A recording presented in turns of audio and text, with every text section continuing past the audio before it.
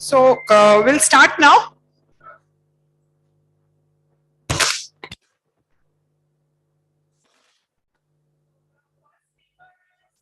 Miss Vibha Deepak, okay. Shiva's iconography in the illustrated manuscripts of Shiva Leela Mutta at Bhandakar Oriental Research Institution.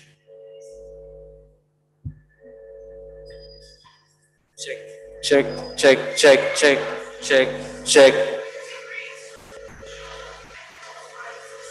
Right.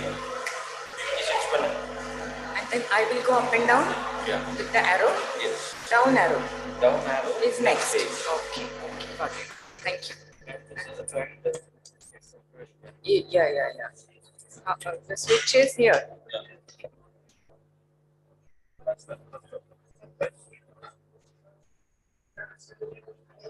Okay, press it. Yeah. After Miss Vibha Deepak, Dr. K. Kavita is here. K. Kavita, she should be here. She has come already. And go GP no madam, we have got it revised one. GP Mandal sir is there. Yes, sir, please. And DP Rekha, yes, thank you. Bipin Kulkarni madam, yes, thank you, sir, thank you. Neelima, Miss Neelima, and Preeta, they should be here somewhere else. Okay, I'll find out. We have got 7 papers now, so that I request you to abide by the time. We begin with Vibha madam. Thank you.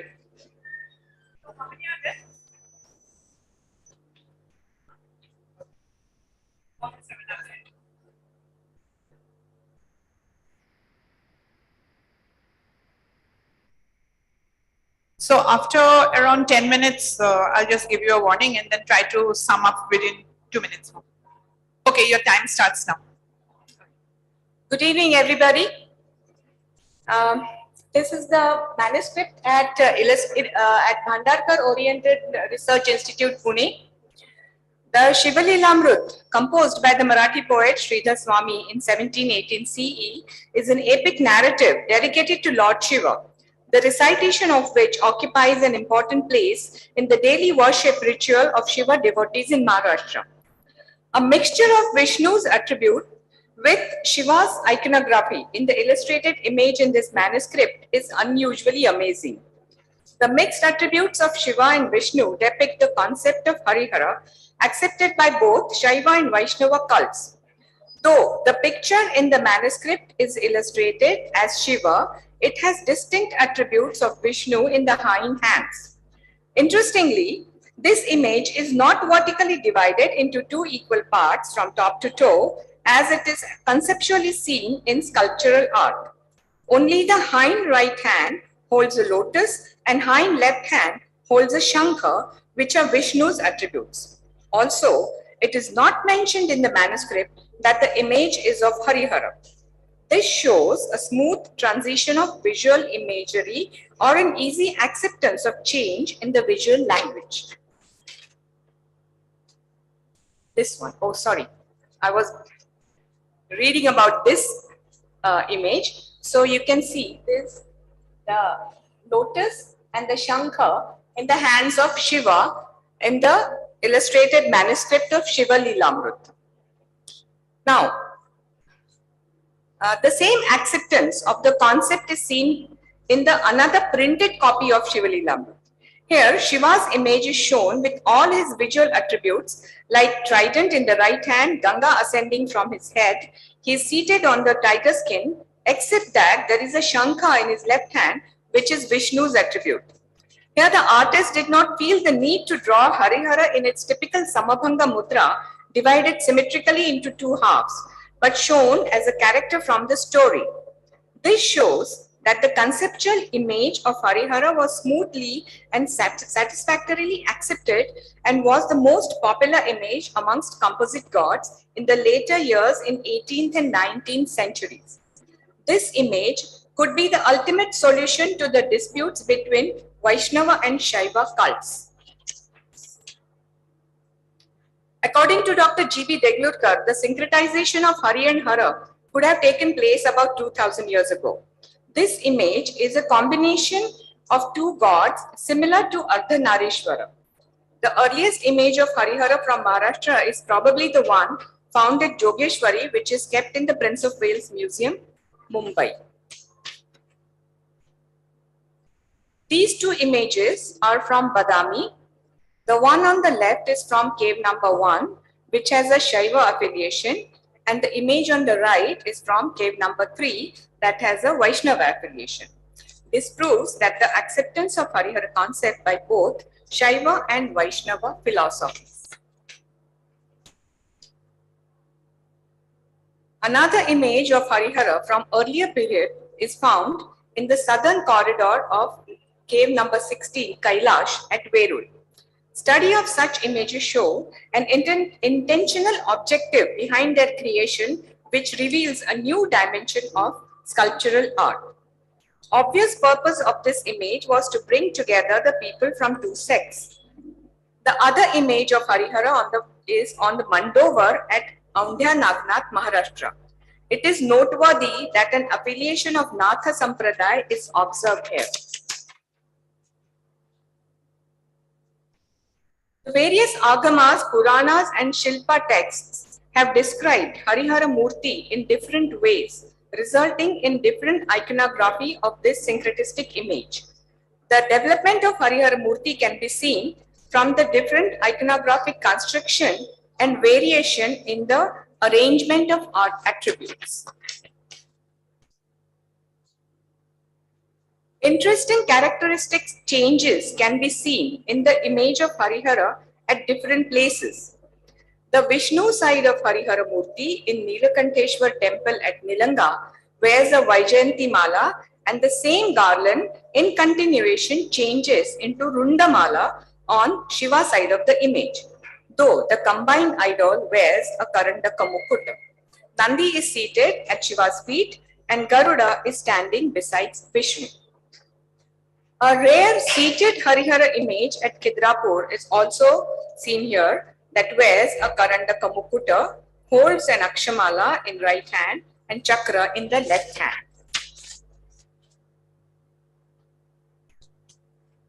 Sri Shankaracharya put forth a Panchayatana concept to have cordial relationship between the cults of main 5 gods, Shiva, Vishnu, Devi, Ganapati and Surya, as also Kartikeya, and the differences of opinions in the philosophy of their agamas. Real significance of Harihara Murti can be understood at its best from the iconographic scheme of the temples which are built under the agamic texts. For example, Kedareshwar Vishnu temple at Dharmapuri, Markandi in Sanda, Nilkanteshwar at Nilanga, Siddheshwar at Hottal, and Kopeshwar at Khidrapur. In architecture, the new concept of Panchayatana temples came into being. In this type of temples, the shrine of the main deity or the Ishta Devata is placed in the center and the other 4 deities' shrines are built in the 4 corners of the main shrine. Every shrine in the Panchayatana complex is complementary to each other. According to the study by Dr. Devangana Desai, there is a pairing and placement of Ardhanarishwara and Harihara images in the plan of the Lakshmana temple at Khajuraho.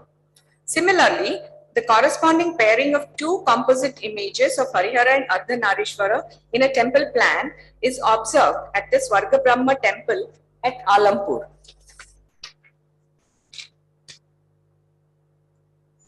An icon or an illustration of a deity becomes visual representation of one's belief.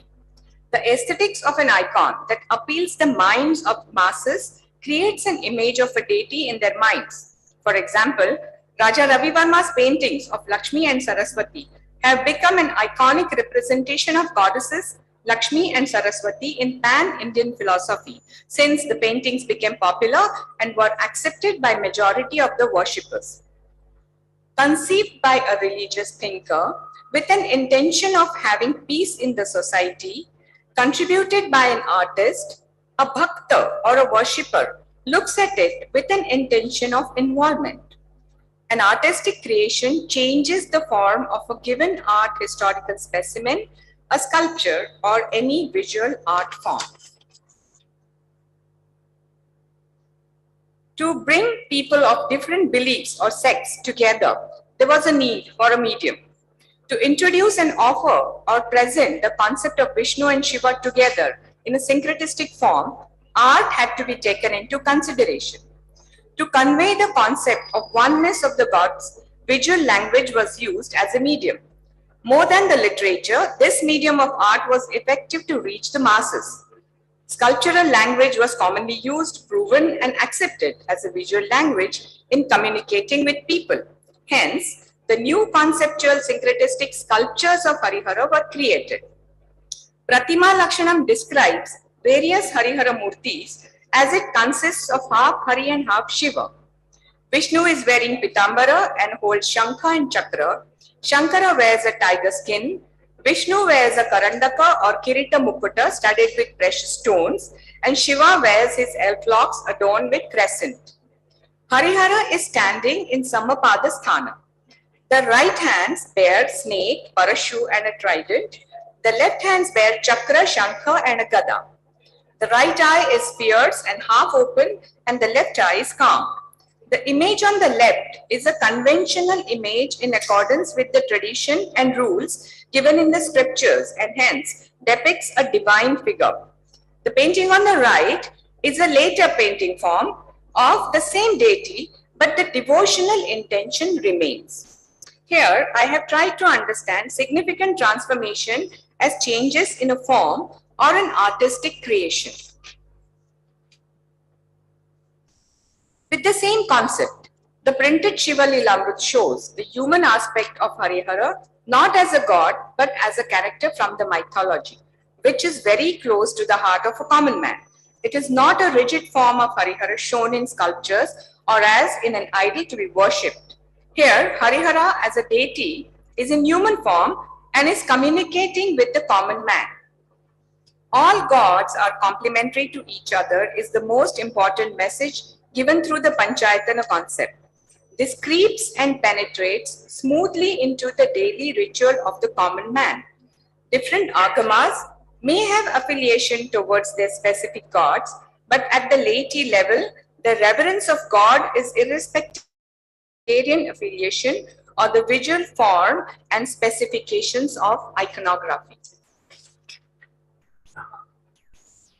So this is my bibliography. And Thank you so much for keeping to the time. Am I within the time? Thank you. Very much so. Thank you, ma'am. Next will be the presentation by Mr. Gopal Prasad Mandal. And just now we heard Ms. Vibha Deepak Poke. She is an artist and Indologist from Pune. And now Mr. Gopal Prasad Mandal will speak. He is the former head of the Department of the Government College of Art and Craft in West Bengal. So, analysis of Indian iconography with special emphasis on regional developments.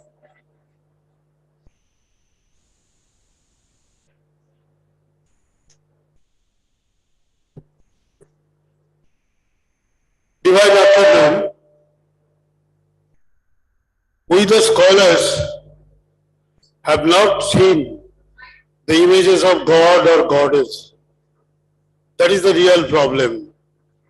We only see the formation of God and goddess making by sculpture and painters, those who have the real imaginations from within.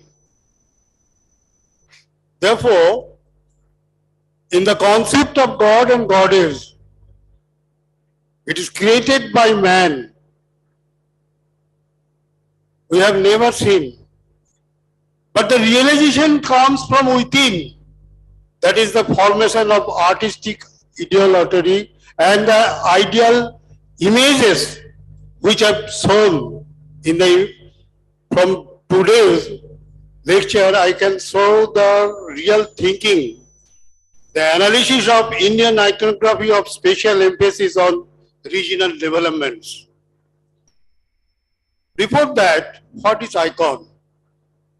Icon is a real science with the measurement, bhango, abhango, dibhango, tribhango, and the formations of all the objects of Indian sculptures is really interesting and related with nature.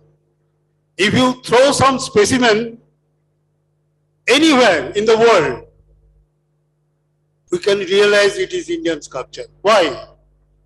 That is only due to iconography.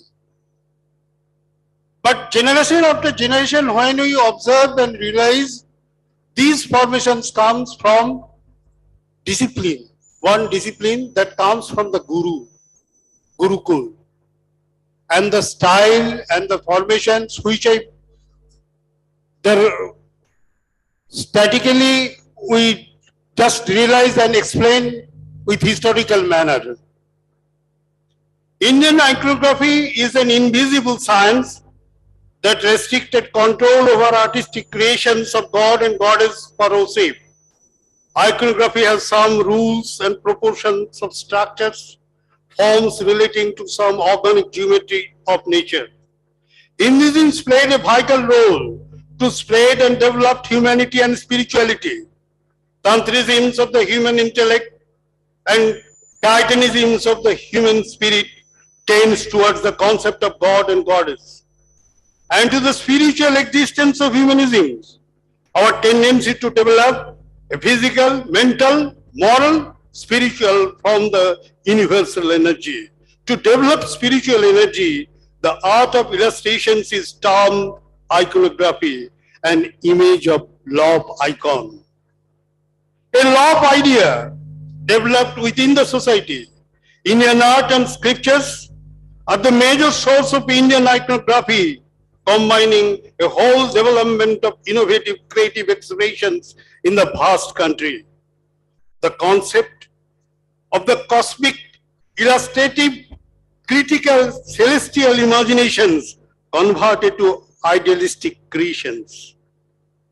Iconography is a tangible expressions of religious symbolisms as it puts into visual formats, into abstract concepts associated with different deities. The form of structures, deities changes according to their social, religious, economic developments in belief systems. Mind is a mirror, where we truly visualize these artistic forms of art objects, where iconography is the educations of art objects, where iconography is the educations of the art objects, which enlightened our artistic achievements of different races and political history of different periods. Icon means image of the statue representing a deity or a saint, painting or in sculpture associated with different rituals in different caste and creed. Icon is a Greek word, but in Indian terms, it is called vigraha. They are purely symbolic, mainly anthropomorphic or theoromorphic in character. In the broader perspective, iconography signifies religious art of the country, igniting various mythological stories in stone relief, painted pictures on canvases, murals, tankas, deeply rooted in various nations of the world in time and space. We demand spiritual grace from the Supreme, so the concept of God in different dimensions of forms created by humans fuels the organic life systems. The culture of yoga evolved for the realizations of the union of the individuality in the living cosmos. The religious beliefs of the life with basic dimensions of the concept of God was created by man in time and space. Composite figures representing a deity were worshipped in Mohenjo-daro or Gandharvas, Kinnaras, creatures, imaginations executed in the remote past in the minds of Indians. There are a lot of symbols, different animals with several poses and postures, with different mudra associated with variety of iconic art and innumerable gods and goddesses in which they are distinguished. But some are mythological concepts and interesting figures of gods of Iranians migrated to Indian in large numbers, and their cult in the early Christian period may have enriched our Eastern India. According to Puranas like Vishnu Dharmottara, Matsya, etc., rituals, constructions of the image of durable materials, even in the constructions of the image-making policy followed by the indigenous artists of India, followed the carving policy of wooden images, Jagannath, Balram and Subhadra, but renovated in every 12 years. If the evolutions of Tantra is also important for the development of Indian iconoplastic art, the image maker also followed the rituals of the canons. To a certain extent, ideal iconoplastic Indian art reached a high level in the Gupta period. As beautiful as possible, local dreams, ornaments owned by the local people as shown by the bodies of the gods and worshipped, gods for worship, and Bhango, Abhango, Dibhango, Tribhango and Utibhango are actually in iconographic formations. According to Hindu pantheon, iconographic texts, there are a lot of weapons such as chakra, gada, dando, etc. are used. Shankho, chakra, gada, padma for Vishnu.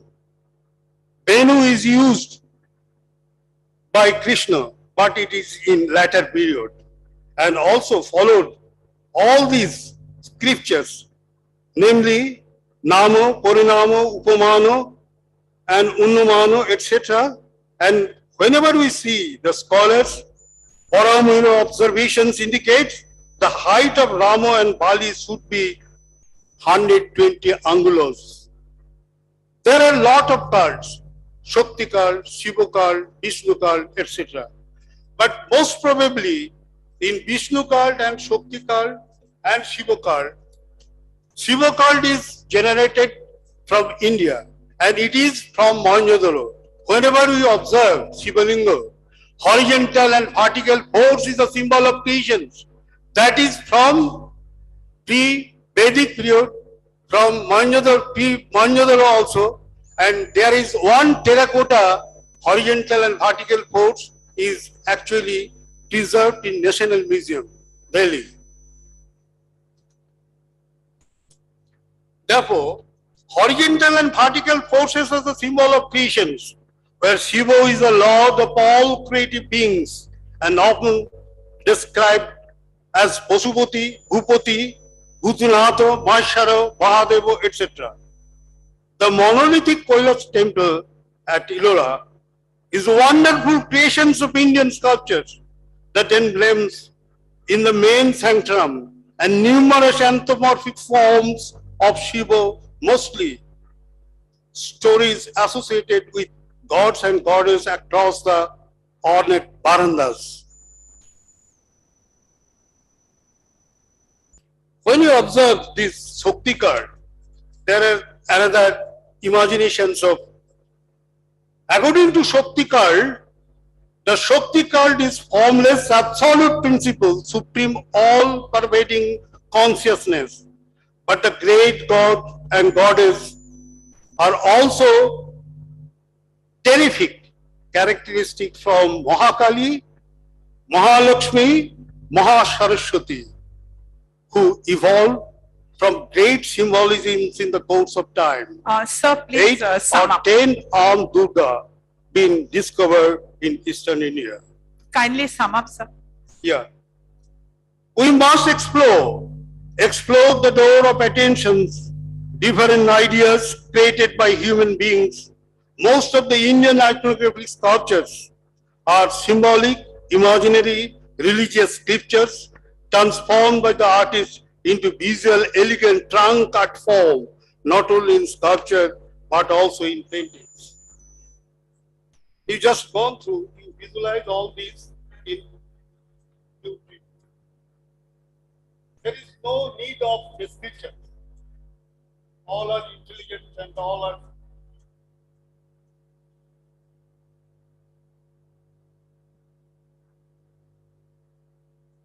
these are all collected in Indian Museum, no?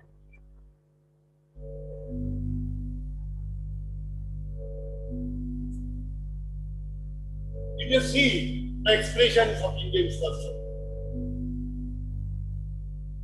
South Indian sculpture has its own elegance and beauty. These are all South Indian bronzes. This is also masterpiece. Have you seen today the formations of sculpture is like that? No? It is in footpath pedestal. We are worshipping this body.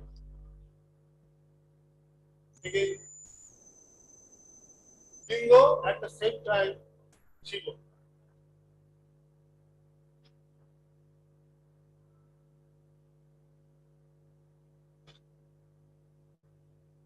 Okay, sir, I think we have to go on to the next speaker. Thank you so much. Thank you. Our next speaker is Dr. D.P. Rekha Kohli. Dr. D.P. Rekha is the director of the Directorate of Archaeology in Assam. She is from Guwahati and she has a PhD in History in Ancient India from Guwahati University. Her work was art and iconography of the sculptures of Kamrup district from 5th to 18th century. She has participated in many national and international seminars, and also many of her papers have been published nationally and internationally in journals.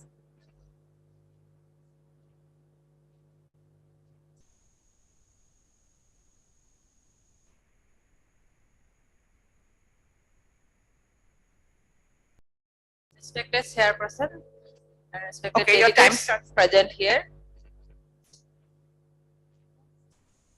Today my paper is on an icon of Vishnu with special reference to Assaklanta temple in Kamrup district of Assam.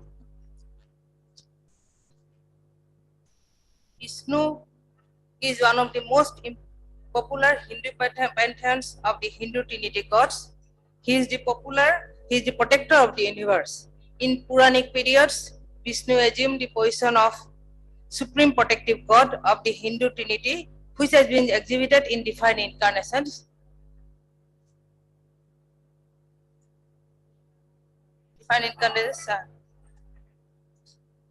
In a Vishnu temple, the figure of Vishnu is generally in Sthanaka, Asana and Sthanaka, and Asana and Sayana or Anantasai postures. In this region, in the state of Assam, generally the Sthanaka variety of Vishnu are more than seated and reclining figures of Vishnu. Today I am going to speak on an icon of Vishnu in Sayana or Anantasai postures at Assaklanta temple, which according to my viewpoint is rare representations with regional variations. We generally, this figure of Anantasai Vishnu is one of the only rare Anantasai figure in Northeast India. The site of the Assaklanta temple is location of the site, and this is the Google map, and this is the map showing the Assaklanta temple on the bank of this is the river Brahmaputra, and on the bank of the temple, the north bank of the river, the temple site is existed. It is situated, and normally we know that in Anantasai postures, Vishnu is shown in reclining or Sayana postures on the coils of the serpents, Adishesa or Anantasai, Ananta, with all his attributes, like he carries Hankha, Sakra, Gada, Padma, and Brahma is shown seated on a lotus pedestal, the stalk of which is issues from the navel of Vishnu. From the navel of Vishnu, the goddess Lakshmi is sometimes shown as seated at the feet of Vishnu and sometimes on the head near the head of the Vishnu. And Bhudevi and other devotees are also shown with Vishnu in Anantasai postures. Here, Vishnu, the Anantasai postures of Vishnu are of three types: Bhogasayana and Bhogasayana and Yugasayana and Virasana Sayana Murtis. Yes.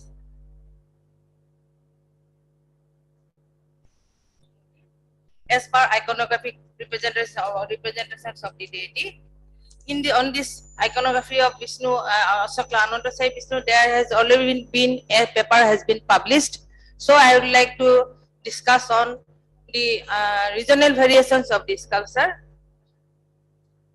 The Asaklanda site is a state protected site situated in North Guwahati, in Kamrup district on the north bank of the river Brahmaputra.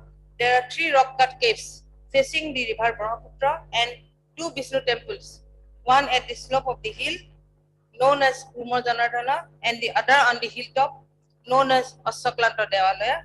The Asaklanta temple enshrines Ananda Sai Vishnu, which is a living shrine and one of the important pilgrimages of Assam.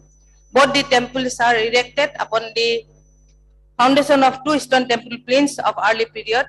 Few sculptural relics belonging to the medieval period of 11-12 Common Era are found scattered there. There are door gems having Dasavata forms of Vishnu at the found lying of early period still found there. According to sources, the temple was reconstructed by Vijay Devarapakon in 1720 Common Era during the Ahom king Shiva Singha, but it collapsed due to earthquake in 1897. Then it was again renovated in 1901 under the patronage of Lord Curzon, the then Viceroy. There is a mythology related to the temple.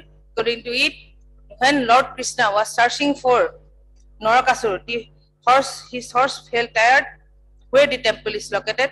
That is why it is also called as Asaklanta. Asa means horse and Klanta means tired. They rest there.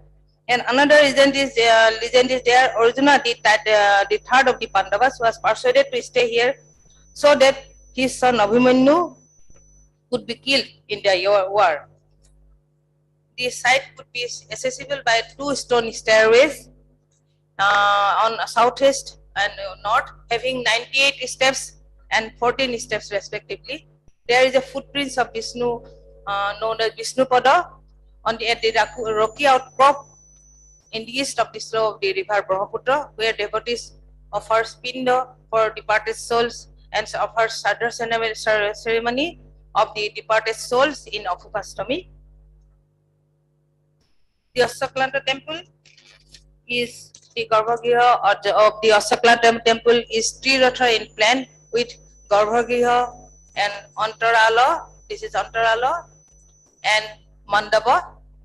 The temple has figures of on the outer walls of the temple. The temple has the figures of Astadikpalas and Dasavatra forms of Vishnu on the outer, and few others in the inner walls of the mandapa of the temple.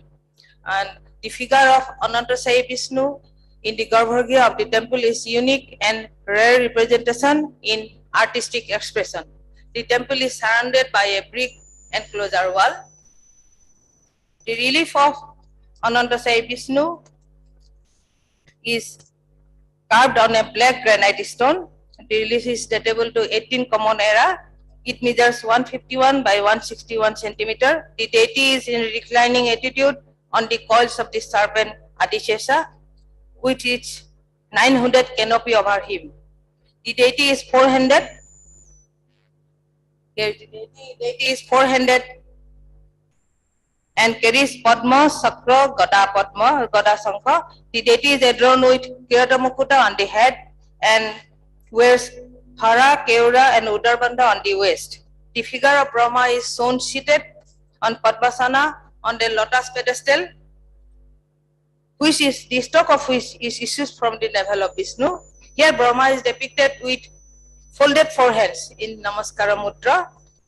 There is a figure of Dasavaja Durga Mahamaya on the Padmapitha on the top. The figure of Durga is depicted with 10 heads, and she carries a severed human head in her hands, which is a rare depiction. Further right, there are 2 figures in a standing posture on a Padmapitha. Some scholars identified the 2 figures as Madhu and Kaitava, the demons, 2 demons. They are standing on Padmapitha, but from my viewpoint, since they are above the Vishnu figure of Vishnu on the Padmapitha, so I would like to identify them as 2 rishis, Markanda and Bhrigu. The stela has a multifoil pointed arc with the figure of Garuda on the top. The deities He is lying on the coils of the snake with his head rest on pillow with floral heads. The deity is written on here is pillow with floral motif. And the multifoil arc as multifoil arc on the stela has two Gozabialo. Also, Ahum Ning now come in Ahum deity we have found in later period, that is stylized lion Gozabialo, and there is shown in on the arc on the stela of the arc. On two sides we have found the Gozabialo symbol, and below the pedestal there are two figures. The figure of toad, one, and upon it the figure of there is another figure of kurma, tortoise is placed, on the top of which pedestal of the Vishnu or the another side is placed. On either side there are two lotus buds, as if the coils of the serpent is emerged from the sea. His consort Lakshmi is as messaging his feet, four female figures in kneeling postures. Behind her may be Bhudevi and devotees. Below, in between the serpent coils, there are five female figures in kneeling postures. In between the coils, here we have five female figures in kneeling postures. They may be regarded as Naga Patni Stuti of the Bhagavata Purana, the wife of the Naga Kaliya, depicting in kneeling postures before Krishna Vasudeva. The presence of Mahamaya referred that she was invoked by Brahma to awaken Vishnu to kill the demons Madhu and Kaitava. Here we have seen the Vishnu in lotus pedestal with folded hands, and You have 2 more minutes, okay? yes. In Durga, here Durga has Dasabodha 10 heads, and holding in one of her hands she carries the head of a severed human head. Thus, in conclusion, I would like to say that the relief has a rare iconographic representation with depiction of toad and kurma, which perhaps not has been found anywhere in India. Maybe it indicates in the sea or water from where the deity emerged. Here the deity has iconographic features of both Virasayana Murti and Bhugasayana Murti, and the relief is datable to 18th Common Era. The Bhugasayana Murti of Vishnu is identified by depiction of Durga on the relief and Astadic Palas on the outer wall of the temple, outer wall of the Asaklata temple, and Virasayana Murti is identified by carvings of goddess Lakshmi and Bhudevi in seated postures near the feet of Vishnu. Thus, it appears that here the Ananta Vishnu is worshipped for enjoyment in Bhuga form, and who desires prowess worship in Vira form. From my viewpoint, as the two figures are standing on Padmapita above Vishnu, so they may be identified as the rishis Markanda and Bhrigu as found in Virasayana Murti. The relief represents syncretism of Vaishnavism and Shaktism, and with representation of Dasabhuja Durga with 10 heads and carries a severed human head, a rare feature. We also find the Gajabela motif that has the Ahom deity Ningnaukam instead of a stylized lion on the upper part of the stela with multifold arc. The depiction of individual scenes within such panels is also found upon the contemporary temple walls and Vaishnavite painted manuscripts. By carrying the entire relief in between two pilasters, it appears to represent the deity inside a temple. The multifold arc in stela represents influence of Islamic influence in the art of the late medieval period. Here we have also had collected some sculptures of the Ananta Vishnu from Tamil Nadu, Cambodia, and Batapi, and Ranikiva also, but the figure of and also Saranga, the Ananta Vishnu posters, but we have not found the figure of toad or frog in anywhere else. That is why I found some regional variation. Thus, the relief represents the Vishnu is one of the most popular deity of Hindu pantheon of the Hindu Trinity gods, and he is the protector of the universe, though it exhibits some regional developments in iconographic features as well as in motif. Thank you. Okay, thank you, Dr. Kole. And next we have Dr. K.A. Kavita. Has she arrived? Okay, please come. So Dr. K. Kavita is an assistant professor in the Department of History, Meenakshi College for Women in Chennai.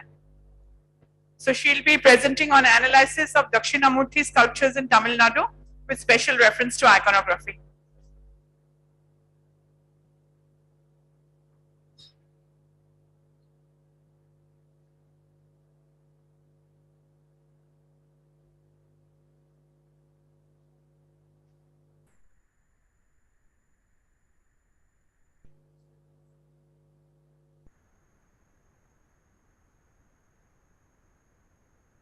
There's a request, ma'am. I don't want to hassle you, but because Which one? we have meeting after this, Dakshinamurti. there's shortage of time. So I'll request you to sum up your paper in 10 minutes. Dakshinamurti, right?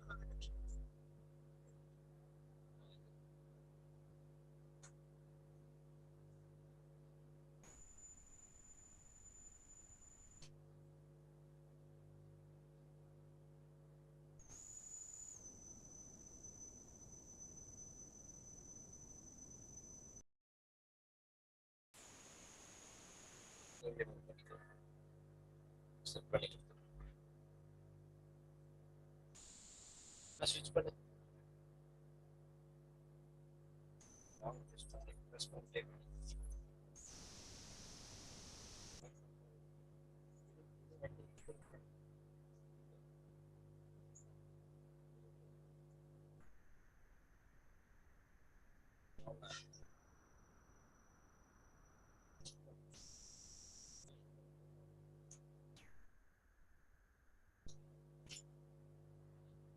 Good evening, everybody. Yeah. Thank you, ma'am. My topic is analysis of Dakshinamurti through iconographical form. Okay. So nowadays we have to see about Saivism and Vaishnavism. Two form is there. Now see about the Lord Shiva. Shiva is classified into three types. According to Devaram, one is the Yoga Shakti, Veda Shakti, and the last one is the Yoga Shakti. Okay.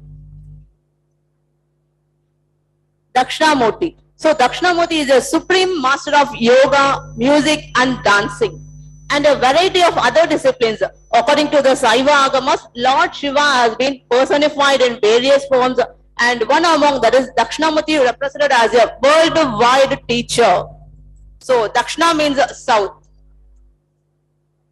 According to Mahadeva Shastri in Saiva Upanishad, he describes his image as holding in his upper hands the axe and antelope. Antelope is one of the type of deer and the another hand resting in his knee. According to Kurma Purana, Shiva declares himself as I am that God who sets everything in motion and who is absorbed in yoga and enjoying highest bliss, is always dancing. Sundaramurti Nayanar, he says that not only sages but also kinnaras, animals like tiger, lion, Nachavaram. Nachavaram is one of the type of poisonous snake. They are all listen to the message of Dakshinamurti chanting under the tree, the stone tree. Dakshinamurti Stotra. According to Sankaracharya, the great philosopher, in his hymn to Dakshinamurti, venerates him as Guru incarnate. Guru Gurumurti addresses Dakshinamurti as Hashtamurti. Various names of Dakshinamurti through literature. One is Alamat Chelvan, second one is Tenmuga Kadavil, third one is Kallala Arasan, and fourth one is Alkir Kadavil, and the last one is Tendisai Selvan. Tendisai Selvan means this is the direction of south. And various Dakshinamurti forms in Agamas. According to Karna Agama, these names are all represented. Dakshinamurti through inscriptions. In Rajaraja first period, it is the first inscriptions to describe about the Dakshinamurti in inscriptional form that represents the, they says that mountain on which the god is seated at two peaks on which there were two kinnaras and two kinnaris. Under the foot of god was Apasmara. Apasmara is like Muyalagan. On the mountain were four rishis, a snakes, two Kurna Pravitras and a tiger.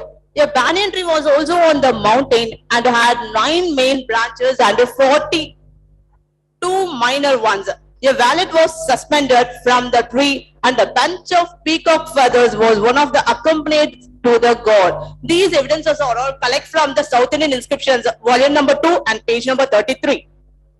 Next, Dakshinamurti in art form. So in Indian art and architecture, the images of Dakshinamurti with its distinctive features of teacher, teaching the utmost wisdom as a significant role.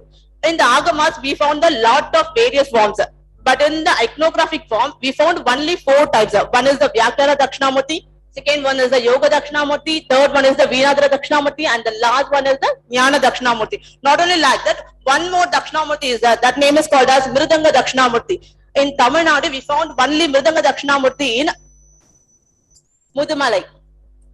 Next one, unique Dakshinamurti sculptures in Tamil Nadu. The first Dakshinamurti sculptures found in Tamil Nadu is the Kanjipuram. It is in Kanji Kailasanatha temple. It was built by Rajasimha period in the century of 7th during the Pallava period. Then second one is Kalugumalai. It is the Mattalam Dakshinamurti. Mattalam like a barrel shaped double-headed drum. The century of Kalugumalai is the 8th century. So simultaneously Kanchi and Kalugumalai both were constructed. Then third one is Thiruvayar. So it have tortoise and snakes. These sculptures are all found in the Cholas period. And the last one is Tiruvallur district. Tiruvallur district in between the Tamil Nadu and the Andhra border. It is the Surutapalli, situated in Surutapalli. Okay, it's the period of Cholas. Next, bronze sculpture is a very rare Dakshinamurti in Tamil Nadu. The first one is Tanjavur Pragadishwara temple. The century is 11th century. Then second one is Kanji Dakshinamurti temple. The century is 16th century. And the last one is Karakudi. Karakudi district and Iraniyu temple. Iraniyu temple is the Chettiar, constructed by the Chettiar peoples. Next one, Dakshinamurti through Vedantas. So, sun and the moon. At the top of the head, the sun and the moon are clearly carved. Mostly, Dakshinamurti deities will only include moon. Second one is Ganga. The figure over the head represents Ganga. Next one is symbol of creation, like it's a Damaru. So Damaru is in the Dakshinamurti's back head. It is an instrument that makes sound beats. So Damaru is used to represent the source of sound. Mythologically speaking, every beat of Damaru represents a cycle of creation called Kalpa. Next, symbol of destruction. The fire is in Dakshinamurti's back, and fire is an agent of destruction or change. So, symbol of sustenance. This is the in between the Damaru and the fire, emphasize sustenances. Then next one is the power. So, power is represent the Shakti. So, that is known as snake. And the next one, source of knowledge. That is the palm leaf. Dakshinamurti is lower hand as a palm leaf book. It represents Veda, the source of scriptures for Hindus. It also signifies that Dakshinamurti is a teacher. The next one is Chinmudra. Dakshinamurti's lower hand gestures Chinmudra. Next one is strength. Strength of Dakshinamurti is look like a Virasana pose. Next one is eternal. He is look like a always young and he is without mustard and beard. So he is any time eternal. Next one is remover of ignorance. Under the foot of Dakshinamurti, there is a demon called Apasmara. Apasmara literally means forgetfulness. However, here it represents ignorance. Ignorance is nothing to be a toy with. He has big knife in his hand. It reveals that ignorance is very powerful. Ignorance is powerful to make us suffer incredibly. Ignorance is not an ordinary foe. Ignorance is a well-armed foe. Thus, the big knife in the hand of Apasmara shows the dangerous nature of ignorance. Next one, Dakshinamurti as Guru. 4 rishis, that is Sanagas. Sanaga, Sanadana, Sanadana and Sanat Sujata are carved in the base of Murtis. These represents 4 Vedas. That is the Rig Veda, Yajur Veda, Sama Veda and Atharvana Vedas.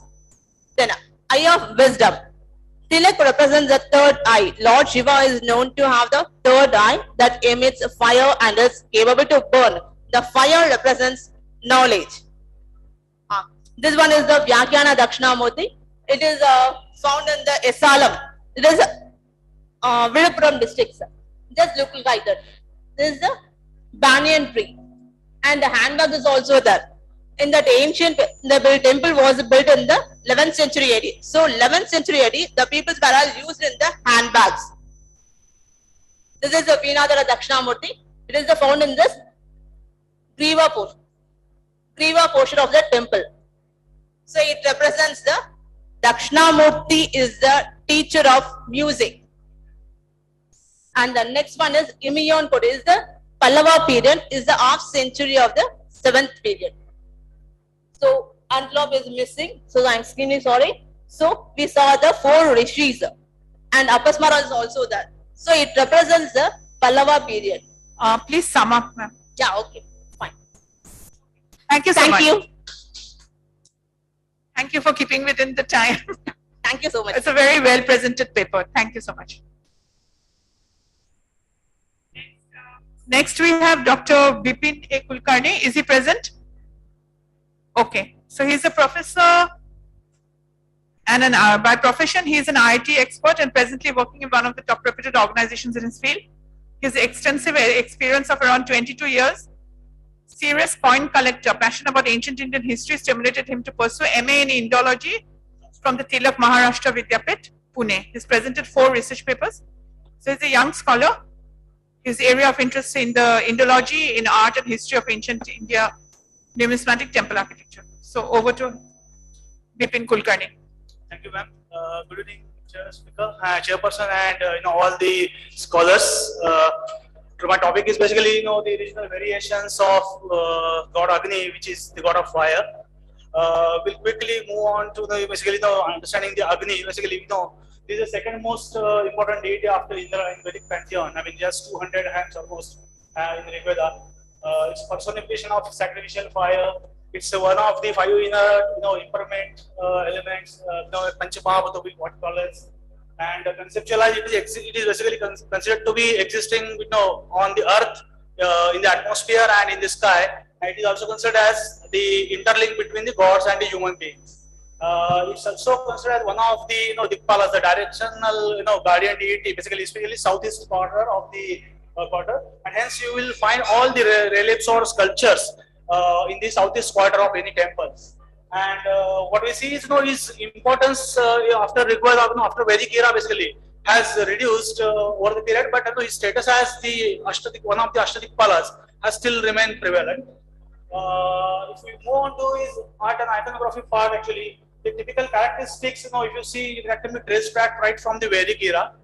Various literatures, that indicates those things. Not all basically has the, that gets reflected in the iconographic features. But I mean, if you see, Rig Veda, Harivamsa, Vishnu Puran, Shilpa Shastra Granthas basically indicate certain characteristics. Typically, I mean, if you have to portray Agni, the fundamentally, if it's pot bellied, because whatever you offer, I mean, it's and it has either 1 or 2 heads, and 2 or 4 or even 7 arms. Especially when it has 2 heads, you will find 7 arms and 3 legs. It has 7 fiery tongues, and very often you will see the flames streaming behind his head. Normally smoky grey complexion, and his mount is basically ram or a goat, you can say. But I mean, occasionally you can see association with bull, and especially in the southeast countries, you will find rhinoceros rather than the basically ram. So he holds primarily, you can say prominently, you will see Akshamala and Kamandalu in his hands.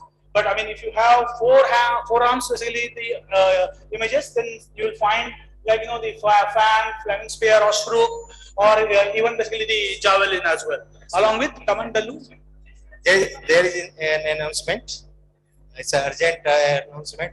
Those who are the executive committee members, they are requested to come there, sideway room. Executive committee meeting is there. It is important meeting. Those who are the member of the executive committee must attend that. So nice of you. Thank you, sir.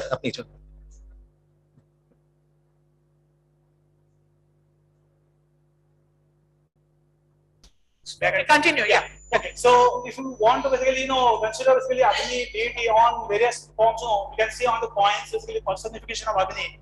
On the basically the coins of Panchala, with coins of Agnivitra, you can see the anthropomorphic figure standing on the raised platform within 2 basically the poles, and the substreaming basically flames coming from his head, and it clearly shows basically the Brahmi basically script, the Agni Vitasa, and so that is basically is considered to be the earliest representation of Agni. And you can also find basically Agni on Kushan coinage. Basically, it's a god Acho, which is an Iranian god of fire, which has basically appeared on Kushan coinage, and then later on basically we find the Indianized version that has evolved eventually. So this is coin of Kanishka and Huvishka, where you can see basically the Iranian god Acho.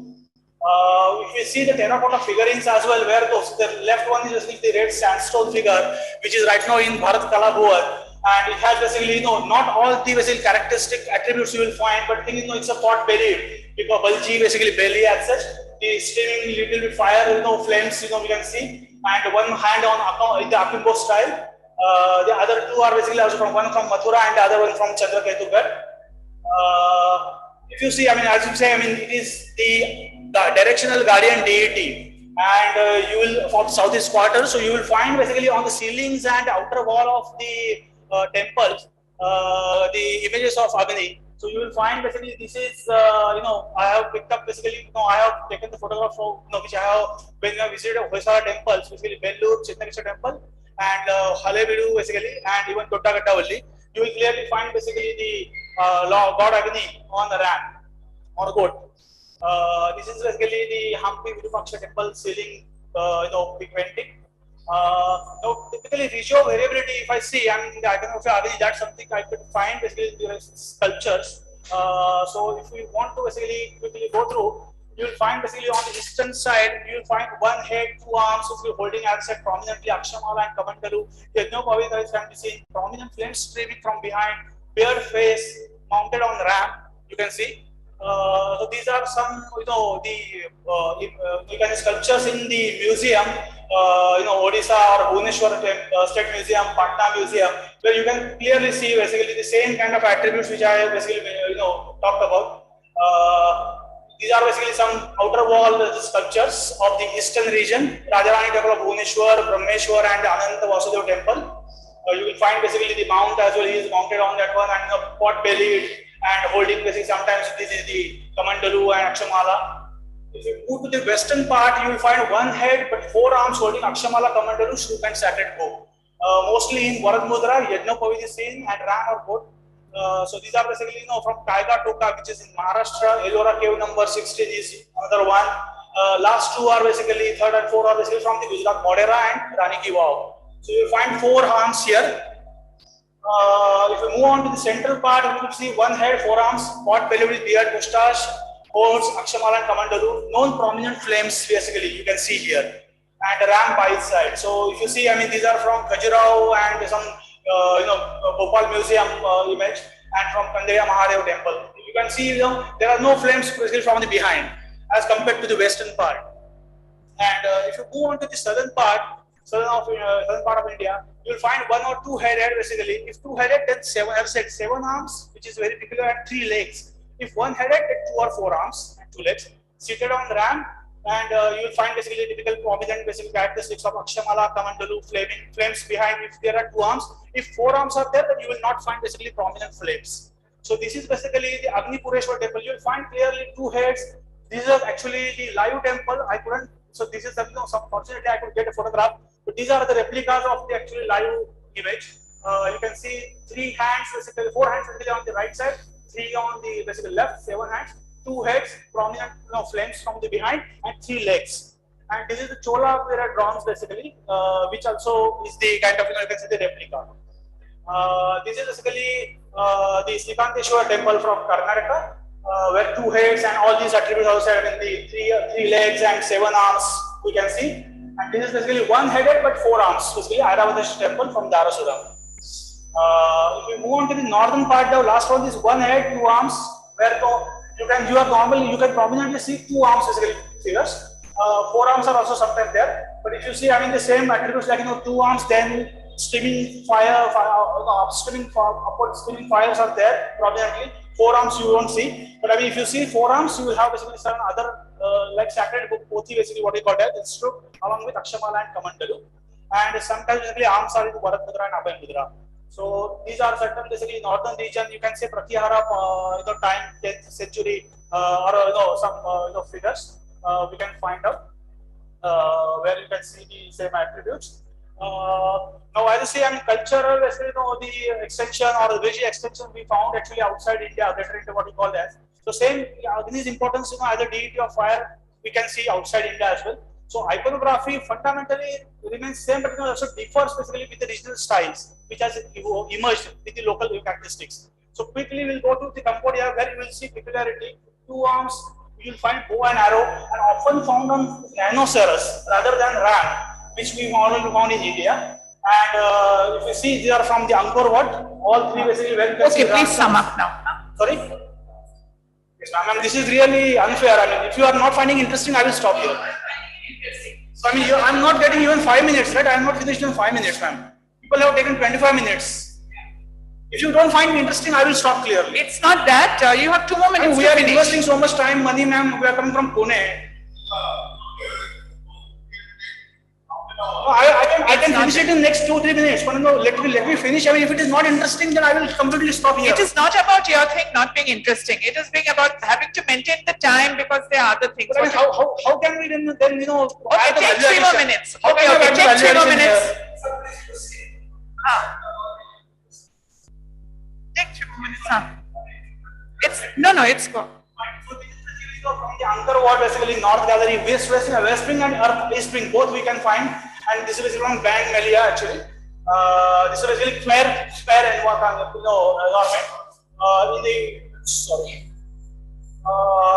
These are basically you can see the specimens in some museums in Angkor Wat, basically Phnom Penh. So where you will find ram. So it's clearly seen that 2 styles basically have emerged. Portrait basically along with rhinoceros, ram is also there. Now, if you see, go to the Indonesia, not very explicit kind of exclusive kind of thing. So I will skip this one. This is basically from Indonesia, 14th century. This is from Thailand, basically where you can see it's considered a minor deity called as literally called as holy flames. And sometimes 2 faces, 8 arms. Here you can see the peculiarity. 8 arms are there, red in color, wearing basically headers and emitting flames. And he sometimes rides on chariot, horse, basically rhinoceros or ram. So you can find some, literature basically references. Tibet is considered as one of the 51 Buddhist deities, and it is prominently being a part of Mahayana tradition. Red colored boat vehicle, and he has bear 2 arms, Kamandalu and Akshamala. So this is something you can see from the Tibetan basically clearly boat is seen.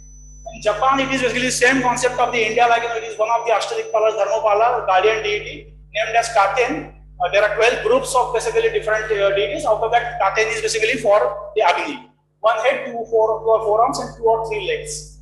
So this is the kind of I will just finish it. This is the interesting part. I will just finish it. You can find Kandir Travancore Siva temple, where you will find both heads, and where 7 arms or 4 arms at the right side, 3 are basically on the left side. And this is something the photograph is not allowed, but it's taken from the Gopinath Rao's elements of Hindu iconography. The another one, the Chidambaram Nadras temple, where you will find 2 heads and bull instead of ram. Now this is something where some scholars differ, like Jitendra Banerjee, which they call it actually it could be basically the Yajna Purush, which is a kind of a minor manifestation of Lord Vishnu. However, this is the one. But if you consider the next one, this is from the Maharashtra Pateshwar, where you will see the kind of a perfect kind of a representation of the Rucha in Rigveda, where you will see 2 heads, 1 human, 1 bull, 7 hands, 4 at right, left 3, and 3 basically you see 2 are basically human legs and 1 is basically bull. What period is that? Sorry? The period, the century. The century, I am not very sure, but it could be between 12th to 14th century, I believe. Okay. Not very sure, ma'am. But this is absolutely the clear representation of the Richa of the Rigveda. Association of Agni and Kartikeya, also we see some images, like this is from Mathura Museum. The next one is Sarnath, where left side you will see Kartikeya sitting on the peacock, and the right side it's a rooster, which is the earliest mount of Kartikeya. And these are basically last one, this is Agni and with Swaha and Swada, basically his wives. So images of Swaha can be seen, but Swaha and Swada are very extremely rare as such. I will quickly just run through this one. As we see, I mean, we go across basically various regions. You will find basically the variations in the attributes in the different geographical areas. The first figurative appearance, as I said, I mean, we can acknowledge to the ancient points of Panchal and Kushan. We'll see basically, if you see Agni, only southern part you will see the 2-headed Agni, not anywhere of the India. And eastern part you will prominently see images with only 2 arms, not with the 4 arms. Certain images of Agni, as I said, Kartikeya, association of Kartikeya, basically Because Kartikeya being considered as the son of Agni, as per Shiva and Skanda Puran, the uncommon images of Chidambaram and Pateshwar with the bull as a kind of presence signifies close connection of Agni and Rudra as per the Vedic connotation. And no clearance specifically we can see with respect to the vehicle of Agni, ram or goat, because it has been found intermingled. But however, more prominently we will see ram, which has basically prominent horns curved actually. And in greater India regional styles we see and it has emerged differentiation. As I say, rhinoceros has basically we can see Cambodia and Thailand. But two parallel portrait styles of Agni which we see because rhinoceros and basically ram both are seen in Khmer art. So association of rhinoceros of the one of God Agni is something needs to be further assessed based on the any social connotation, any kind of such kind of references. I have certain things already in probably in kind of the assessment, but probably I can basically explain that probably in some time as our next basically my research. But those are definitely there. These are some reference biography. This is really last. Thank you. Yeah, thank you. No, your paper was very interesting, but our problem is the maintenance of time and kya karega. I know. Yeah, it's okay. So discussion we will do later because we want to continue, go to the next two papers.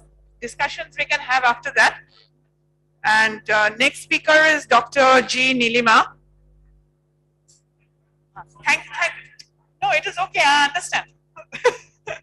She is an assistant professor in the Department of History, Meenakshi College for Women in Chennai.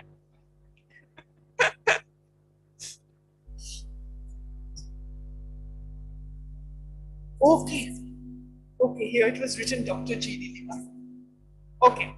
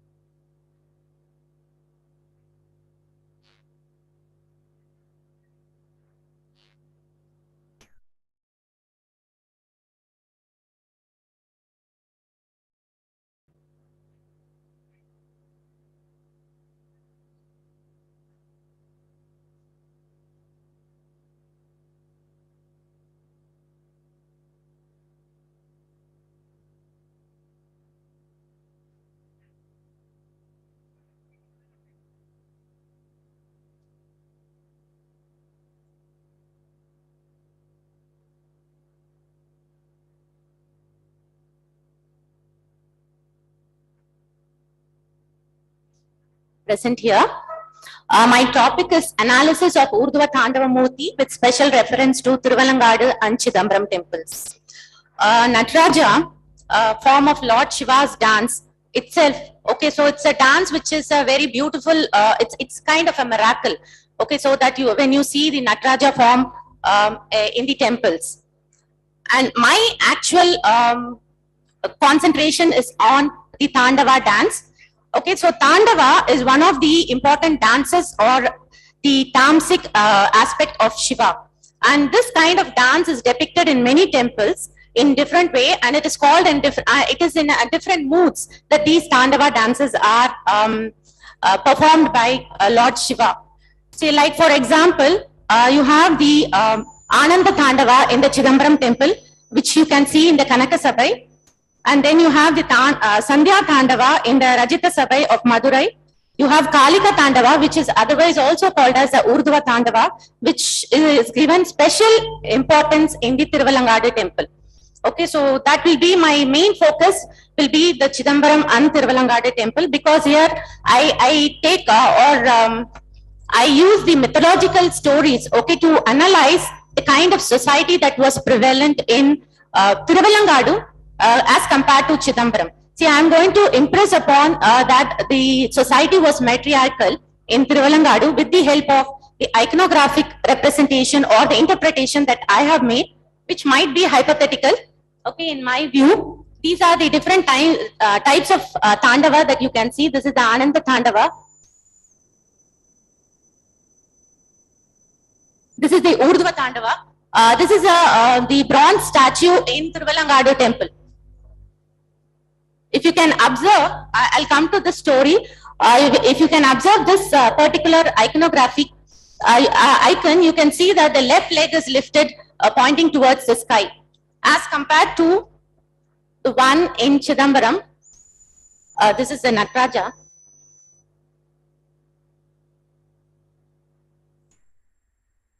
In Chidambaram, it's somewhat like this, but this is not the exact representation of the Urdhva Tandava in Chidambaram. Here you can see the right leg lifted, okay, pointing towards the sky. See, the story goes, the mythological stories, it's similar both in Tiruvallangadu and in Chidambaram. In Tiruvallangadu, which is a banyan forest, you find Kali. Okay, so goddess Kali, it's a place for goddess Kali, and here Shiva comes in. Kali actually demolishes two Asuras, Nisumba, okay, and Sumba, and she drinks their blood and starts dancing. And okay, so here Shiva comes to pacify her, and there is a dance duel that happens in Tiruvallangadu. So same way, even in Chidambaram, there is a dance duel that happens between Shiva, Lord Shiva, and goddess Parvati or Kali, whichever form you can take. And you find that in both the cases, Shiva actually lifts his leg. Okay, in Tiruvallangadu, it is a left leg that he lifts, and in Chidambaram, it is a right leg. And usually you find this kind of pose, that is the Urdhva Tandava, where the left leg is lifted in many other places. It is only in Tiruvallangadu the left leg is lifted, pointing towards the sky. So if you go by the belief that the right side represents the male and the left side, okay, like how you have the Ardhanari, the right side represents the male and the left side represents the female. So Tiruvallangadu, we can say with the iconographic representation that there was a matriarchal or female-centric society which was given importance, which was depicted or which was showcased in the iconographic representation of Lord Shiva. This can be additionally supported by stories which are connected to Tiruvallangadu. That is the story of Neeli, Palayanur Neeli. Okay, Palayanur is a place very few meters away from Tiruvallangadu. Actually, Palayanur was an old village within which Tiruvallangadu was,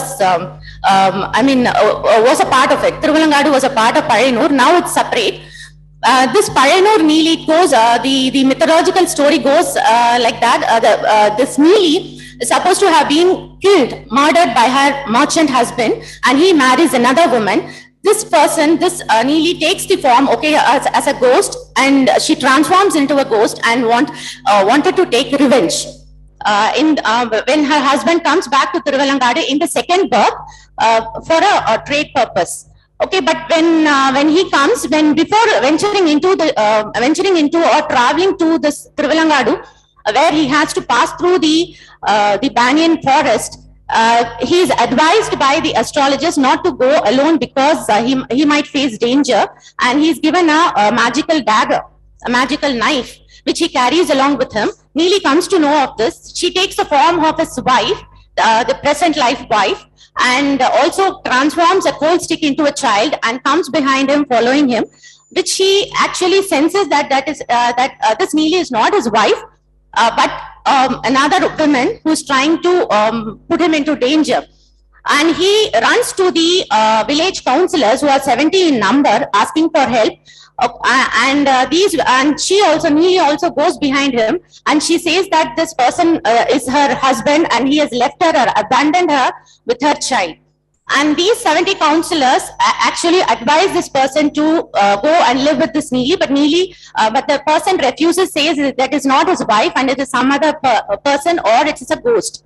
But in spite of him pleading, the councillors ask him to stay one night. Neeli asks the councillors to let her stay with her husband for one night, and which the councillors agree, and they say that they get a guarantee for the life of the person, okay, the merchant, and they are put into a house together for one night. But the next day, and the counselors also say that if they find the person, if there is any danger, they agree to sacrifice their lives. And that is what happens. The next day, Neeli actually Neeli actually requests the counselors to take away the dagger, because she says that her life will be in danger if the person is going to hold on to the knife. And the knife is also taken away from the person. And when they spend the night together, Neeli takes her revenge and vanishes. And these counselors, 70 counselors, when they come back, they see that the person is dead. And because they vowed that they will give, or they will sacrifice their lives if this person is put into danger. And finally, that is what happens. They sacrifice, they create a pit of fire, and all the 70 of them actually sacrifice their lives. You can see this in Payanur. This is the place, you can see the representation. You can see these sculptures, okay, carved on the sides of the pit, where the 70 counselors had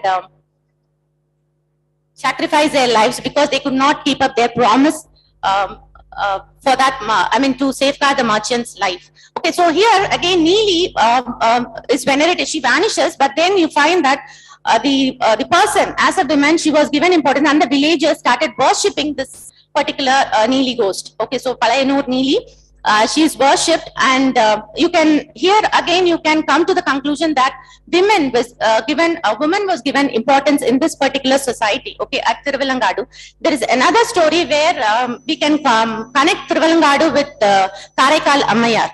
So Karaikal Ammayar, again, she was a very beautiful woman, and she was a great devotee of Lord Shiva and one of the Nayanmars. Okay, so 63 Nayanmars who sung in praise of Lord Shiva. And okay. Karaikal Ammayar, 3 more minutes. Yeah. Karaikal Ammayar, after her husband finds that she is very devoted to Lord Shiva, he starts worshipping her as his goddess, and then she had to leave him and go.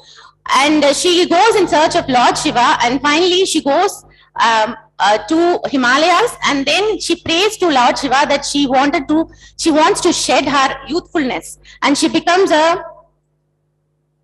this is the Karaikal Ammayar. If you can see her iconographic representation, she loses her youthfulness and becomes like a girl. Okay, so she represents something like that. She's a very great devotee. She was a very great devotee of Lord Shiva. And this person was asked to come to Thiruvalangadu to witness the dance duel between Shiva and Kali. And that is what she does. She comes to Thiruvalangadu on her head. Okay, walking on her head and not on her feet. And she witnesses and starts singing in praise of Lord Shiva, especially the Urdhva Tandava pose, where Lord Shiva lifts his left leg and defeats Kali. But actually, comparing, see why I'm trying to say the matriarchal society was prevalent in this particular region compared to Chidambaram is that even though Shiva defeats Kali in the duel, Kali is given her place. She is not made to leave that place, but she is given her place, and there is a separate shrine for Kali in the form of Bhadrakali Amman in Thiruvalangadu, which is the place where pilgrims go first. That is the place that is visited where the exact duel happened, and then they go to the main shrine. Okay, so the the Shiva shrine in Thiruvalangadu. So here again, Bhadrakali is not, Kali doesn't leave that place. But in Chidambaram, Kali, after losing the duel, she's subjugated. She had to accept her defeat, and there is no separate kind of given a shrine which is given importance for the Kali in Chidambaram temple. Chidambaram. Okay, there Shiva is given the primordial, or you can say the primacy in Chidambaram. And this is represented in the kind of iconographic representation you can see both in Thiruvalangadu and Chidambaram temples. And there is another mention of Pei Magalir in Devaram, which again represents Karaikal Ammayar. And this Pei Magalir can be equated to Kali of the earlier historic period, who were living in their cemeteries and doing the job there. And those people were given a lot of importance, and in such kind of societies, women were venerated upon and they were looked upon. Okay, so that later I think became the witchcraftry or whatever you call it. So women generally were given a lot of importance, and not only that, not to the Thiruvalangadu site actually has a dolmen. Again, dolmen, presence of dolmen again suggests that it is a there was a matriarchal society prevalent in that particular place. This is the dolmen burial at Parayanur, which is very near to Thiruvalangadu. Okay, and these dolmen actually represent the female vagina. Okay, so the shape of the dolmen represents the female vagina, which again equates to the womb of the fetus. So again, you can say that women was given a lot of importance in this particular form of society. Okay, so that is why I just wanted to conclude with the iconography that there was a lot of difference between the society that was prevalent in those days in Chidambaram and in Thiruvalangadu. Thank you. Thank you. So now we come to the last paper of our session. So Dr. N. Pritha will, who's an assistant professor in the Department of History, Meenakshi College for Women in Chennai, will make a presentation on the Gaja Samhara Murti, paradigm of socio-political hegemony of the Cholas.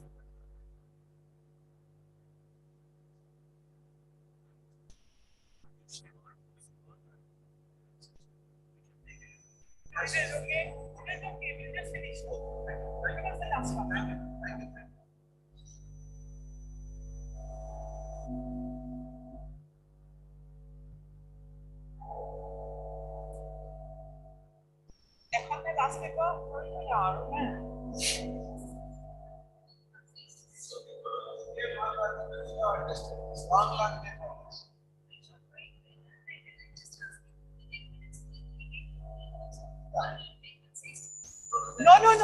Even he was given there, yeah, he took 13 because, yeah.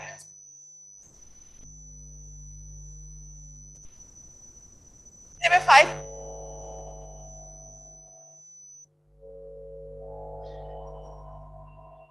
Okay, your time starts now. So that is what, like, after 8 minutes, I had given the warning.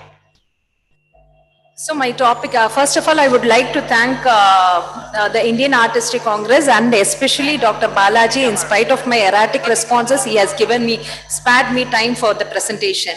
So my topic is Gaja Samhara Murti, a paradigm of socio-political hegemony of the Cholas. Actually, Gaja Samhara Murti is an iconographic feature where Lord Shiva destroys the elephant Asura. This is the base of this icon, but how does this icon emanates out of the story behind it?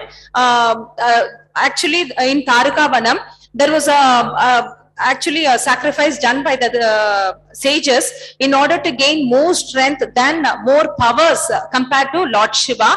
And when on the consequence of conducting this tapas, actually out of the sacrificial pit emanates the elephant Asura, and finally he's been destroyed by Lord Shiva, and he penetrates into the body of elephant, and then he destroys Lord Shiva. That is the iconic representation of Gaja Samhara Murti. You can see at times he is represented with 8 arms and at times with 4 arms. If it is 4 arms, the right will be holding the skin of elephant and the left holding the tusk as well as the parasu. So this is how it's been represented. If it is 8 arms, the extra weapons will be added to it in such a way that Trisula, Damaru, Parasu will be associated as the other attributes of Lord Shiva in this iconic posture.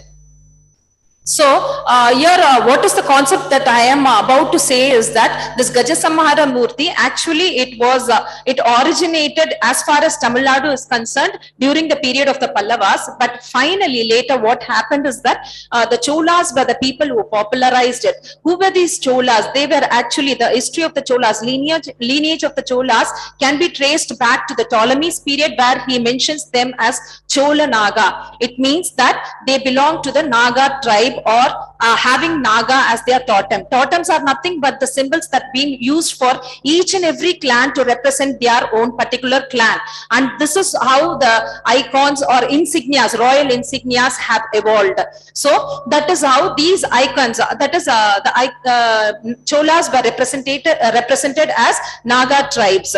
Then gradually what happened is that parallelly this elephant tribes also coexisted along with these kind of tribes, and the rift between these two kind of tribes is being represented in many of the Chola suzerainty areas, that is the areas where they held their sway. So this can be seen throughout the either beds of river Kaveri. This can be seen because this is the particular area which they had their control with. So I am giving the icons where it's not the unique features, but still you can see the Cholas are otherwise known as couriers. There might be a confusion that how come Nagas and couriers, that is they came from the Naga tribe and split themselves and had another totemic symbol known as couriers. So at times they are, in the ancient period they are represented as Nagas, and later they bore the symbol, they bore the totem as couriers. And in Silapadigaram there is a reference stating that they were the Urayur, which is the capital city of Cholas, was known as Koriyur. How is it? And apart from that, there is a what to say, exaggerated story behind that. What is that exaggerated story? Is that elephant was being defeated by a Kori. Kori is nothing but a cock. So it is totally unbelievable. But still, a story comes in a way in order to establish Urayur as Koriyur. So this is how it has been mentioned in Silapadigaram, which is one of the twin epic which originated in the 2nd century AD. Then,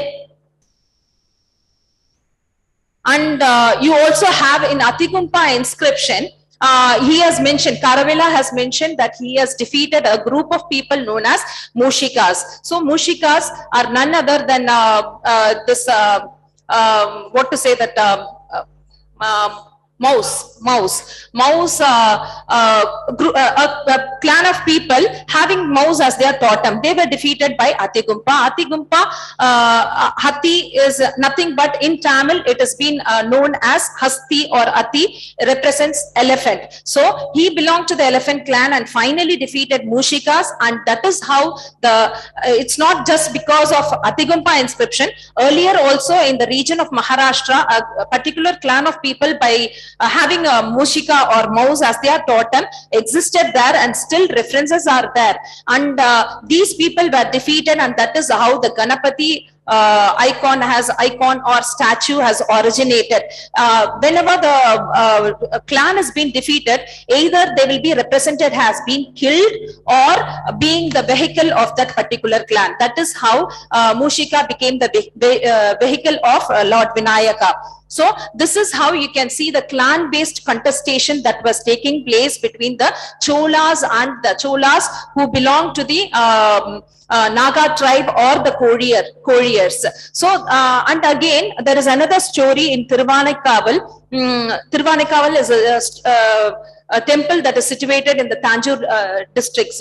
So in Tiruvanekkaval, what is the story is that a spider as well as an elephant, both of them out of curse, in the next birth, they started worshipping Lord Shiva by conducting daily ablutions, such kind of things. And what the spider does is that it garlands with its web, which is, and after the spider's worship, next comes the elephant to conduct its own worship, and at that time it comes to know that this web was disturbing the worship of elephant, and so it completely washes out all these and again conducts the ablutions. And finally one day what happens is that there was a fight between the spider and the elephant, and finally the spider is being vanished by spider and elephant, both of them dies together. So in this the story, again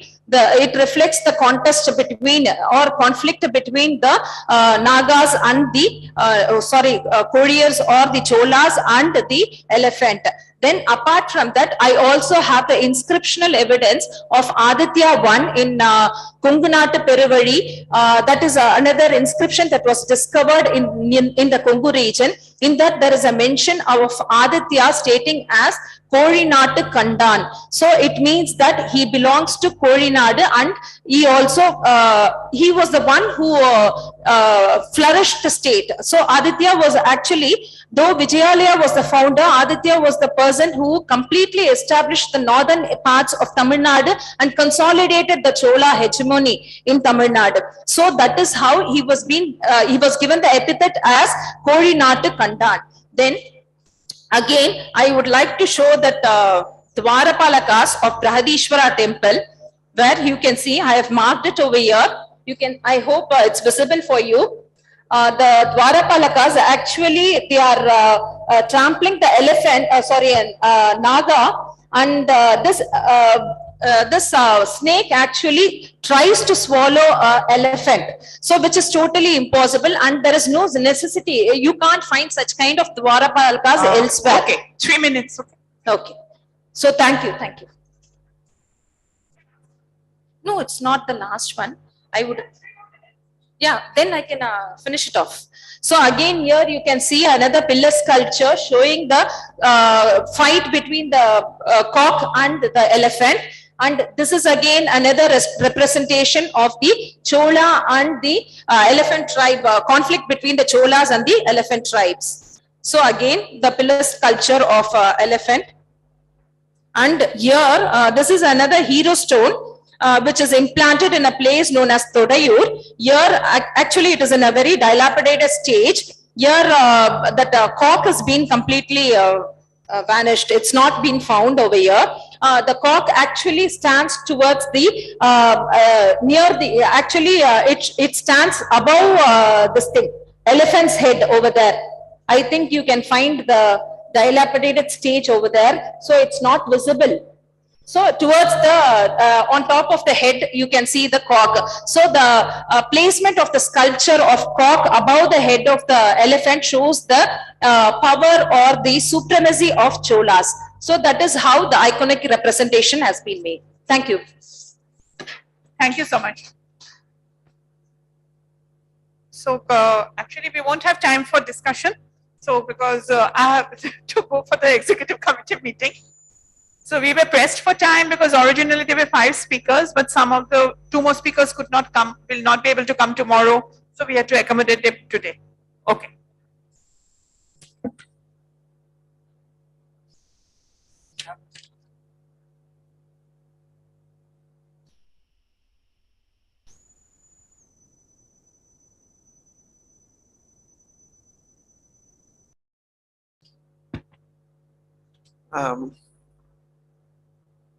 Sorry for the little delay because Pramod Das madam has even skipped her scheduled meeting and she is kind enough to complete this. I request Professor Jamkedkar sir to come and honor the speakers and the chairperson also on the dais, please. Thank you. The speakers also can come, yeah.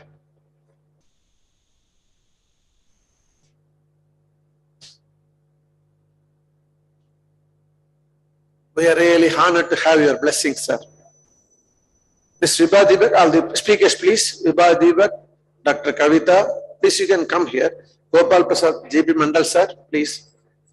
Deepi Rekha, Kulkarni, Bipin Kulkarni, Neelima, and Preeta.